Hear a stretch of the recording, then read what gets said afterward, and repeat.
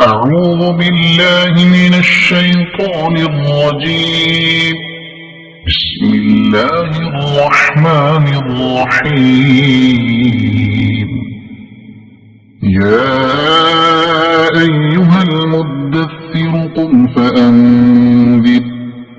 وربك فكبر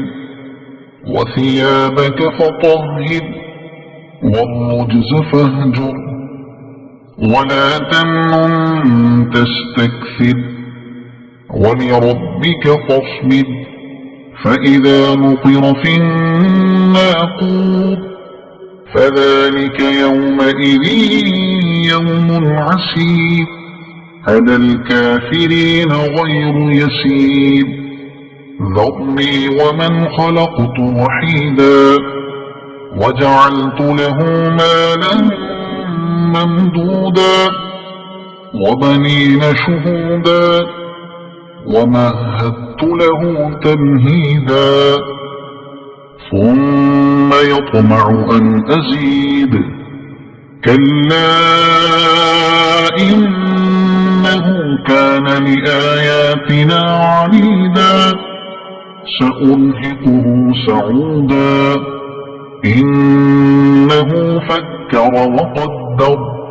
فقتل كيف قدر ثم قتل كيف قدر ثم نظر ثم عبس وبصر ثم أدبر واستكبر فقال إن هذا إلا سحر يؤثر إن هذا إلا قول البشر سأصليه سقر وما أدراك ما سقر لا تبقي ولا تذر لواحة للبشر عليها 19 وما جعلنا أصحاب النار إلا ملائكة وما جعلنا عدتهم إلا فتنة للذين كفروا ليستيقن الذين أوتوا الكتاب ويزداد الذين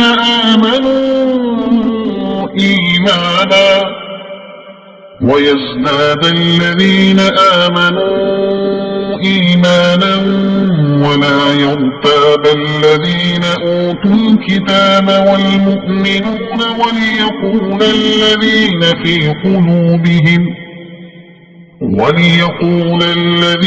في قلوبهم مرض والكافرون ماذا أراد الله بهذا مثلا كذلك يضل الله من يشاء ويهدي من يشاء وما يعلم جنود ربك إلا هو وما هي إلا ذكرى للبشر كلا والقمر والليل إذ أدبر والصبح إذا أسفر إنها لإحدى الكبر نذيرا للبشر لمن شاء منكم أن يتقدم أو يتأخر كل نفس بما كسبت رهينة إلا أصحاب اليمين في جنات يتساءلون عن المجرمين ما سلككم في سقر قالوا لم نك من المصلين ولم نك نطعم المسكين وكنا نخوض مع الخائضين وكنا نكذب بيوم الدين حتى أتانا اليقين فما تنفعهم شفاعة الشافعين فما لهم عن التذكرة معرضين كأنهم حمر مستنفرة فرت من قسورة بل يريد كل امرئ منهم أن يؤتى صحفا منشرة كلا بل لا يخافون الآخرة كلا إنه تذكرة فمن شاء ذكره وما يذكرون إلا أن يشاء الله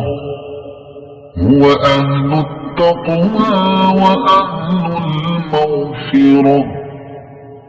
صدق الله العظيم.